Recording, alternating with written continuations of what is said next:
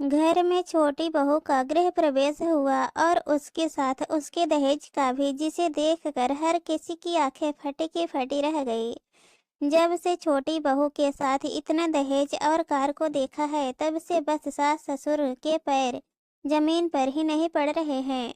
बड़े गर्व से लोगों को बता रहे हैं कि छोटी बहू दहेज में कार लेकर आई है।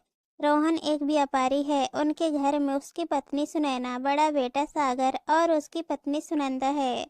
छोटा बेटा रविंद्र, जिसका कल ही रीमा के साथ विवाह हुआ है। दोनों साथ में एक कंपनी में काम करते थे। वहीं दोनों ने एक दूसरे को पसंद किया और अब दोनों विवाह बंधन में बंध गए हैं। जब से इतना दहेज देखा है, तब से सुनैना अपनी बड़ी बहू सुनंदा को कुछ न कुछ सुना देती और वह उसे तो वैसे भी सब कुछ सुनने की आदत हो चुकी थी।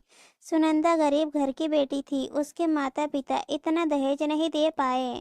इस कारण अपने सास ससुर, यहाँ तक कि अपने पति तक से उसे सुनना पड़ता। वैसे भी हम अपने आप को कितना ही आधुनिक कह ले, पर सोच हमारी अभी भी उन्हीं जड़ों में बसी हुई है, जिसे शायद हम खुद ही बदलना नहीं चाहते। सोच कर गुस्से में भर जाएंगे, लोगों को ताने दे देंगे, लेकिन उसके खिलाफ खड़े होने की हिम्मत कोई नहीं कर पाता। ऐसा ही हाल कुछ सुनंदा का भी था। सब कुछ ठीक चल रहा था कि एक दिन रोहन दुकान से लौटे तो गुस्से में भरा हुआ था। सुनैना ने पूछा, क्या हुआ? कहाँ है तुम्हारे लाड साहब? बुलाओ उन्हें। आप किसकी बात कर रहे हो? बुलाओ अपने छोटे शहजादे को, उसी से कुछ बात करनी है। किस्मत ही फूटी है हमारी। बड़े शहजादे शादी करके आए तो बहू घर में एक फूटी कौड़ी भी लेकर नहीं आई, और यह छोटे शहजादे, इन्होंने तो हद ही पार कर दी। दुनिया के सबसे रईस इंसान यही हैं। इतना शोर सुन करके घर के सभी सदस्य कमरे में आ गए। रोहन को तो रविंद्र को देखकर गुस्सा सातवें आसमान में पहुंच गया और चिल्लाने लगे, अरे इतना अमीर हो गया है तू, जो गरीबों में दान करता फिरता है। सुनैना, तुम्हें पता है यह शहजादे अपनी बीवी का दहेज खुद खरीद कर लेकर आए हैं।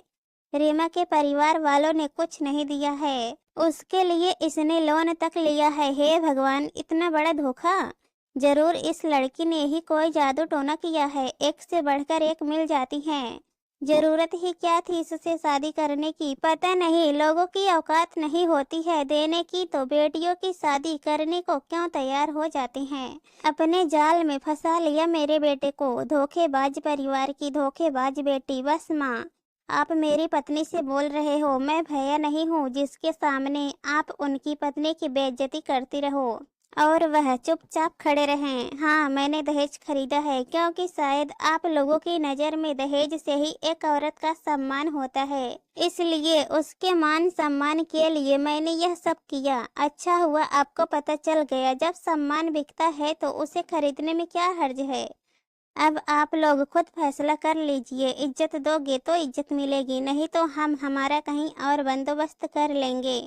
अपने बेटे के मुंह से ऐसी बातें सुनकर ना तो रोहन के पास बोलने के लिए कुछ था और ना ही सुनैना के पास। दोनों मुख दर्शक होकर एक दूसरे को सिर्फ देख रहे थे। लेकिन लालची लोग इतनी जल्दी हार मान जाए, हो नहीं सकता।